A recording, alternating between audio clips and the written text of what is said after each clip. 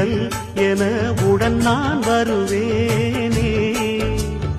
ஏழ் பிறப்பும் உயிர் துணை உனை நான் பிரியேனே.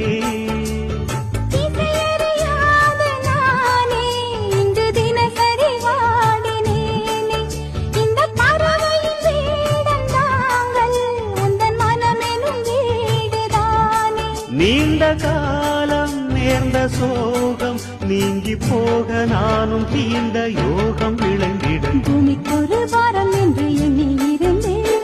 பூமுடிக்க யாரும் இன்றி கண்ணி இருந்தேன். சொந்தமின்றி பந்தமின்றி நானும் இருந்தேன்.